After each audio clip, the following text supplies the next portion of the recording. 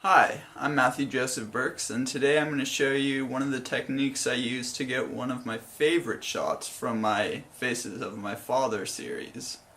Let's check it out. So this shot was actually inspired by one of my professors, Greg Heisler. He did this shot of Bush Sr. and he did a double exposure, so he had two heads. And here that is.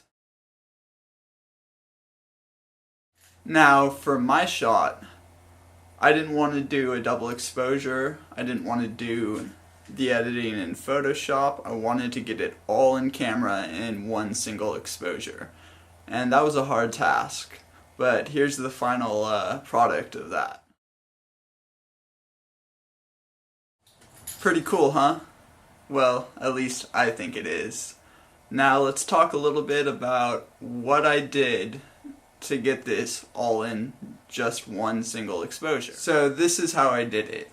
First, I blacked out the room. I have some, here it is. I blacked out the windows, any cracks, anything that had light coming in, I blacked that out. Even my computer monitor, I turned it all the way down, but left it up so I could capture it through Capture One.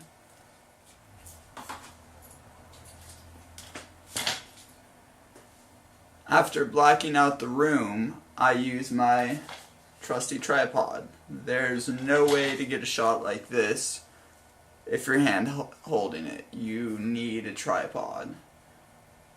So get a tripod. My endorsement. So the next thing you need is a strobe. I'm using an Alien B here. You can use whatever strobe you want. Speedlight works too. You're going to want to turn off the modeling light because for this shot you don't want any motion blur. And we're going to be doing a long exposure, so if that modeling light's on, you're going to get motion blur, which sometimes can be a cool effect. Here's a similar image I did with motion blur. Now, we don't want any motion blur, so modeling light's off. And here I am using a 10-degree grid to really spotlight the light so it's not spilling all over the place, causing trouble. You can get this back in. We'll call that good. Now let's get to the camera. I was shooting at f/16 with a 10-second shutter speed. Now why am I shooting at a 10-second shutter speed? Well, that brings us back to our strobe.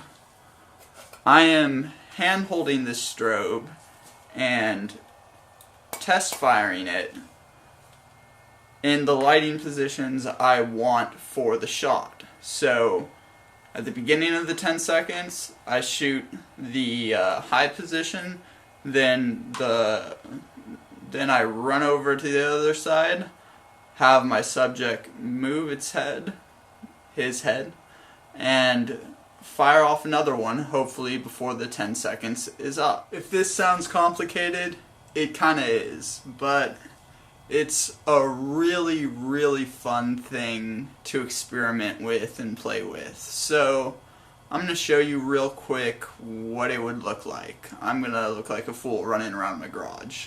So that'll be fun. Alright, here we go. I don't have a subject to work with today, so we're going to have to use our imagination and pretend this tripod is our subject.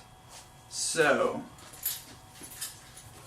here we go. We have our flash in hand, our computer here, tethered to the camera, which is on the tripod. We have our subject framed up.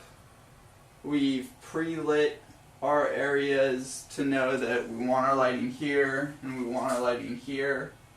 And we've worked with the subject to get those head positions dead on. Now, come back to the computer. You don't want any light coming from it, so you bring it all the way down. Then you get ready with your test button. press Command K, exposure's going, fire here, fire here. Actually, I did that wrong. Should have fired up here and fired down there. For the shot that I did, this could be a completely different shot. But hopefully we can get that done in the 10 seconds. So let's do that again real quick, and this time I'll do it the right way. So, ready with everything? Command K. You have your subject here in the first head position. Fire. And modeling light off. And bring your subject's head down to this position. Fire. And there you go. If this was an actual shoot and I was actually trying to do this technique, there would be no light in here, of course, but for this video I have to have some light so you can see what's going on. Now with this technique, it's really hard to get everything perfect.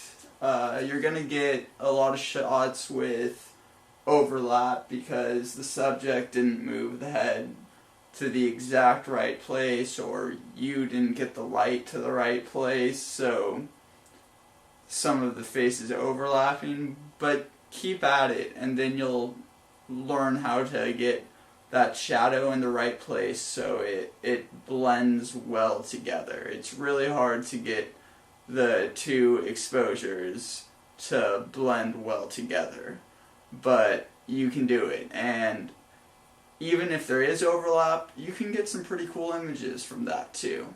So thank you for watching, and check out my blog, check out my website, and keep on checking my YouTube channel. Thanks. Bye.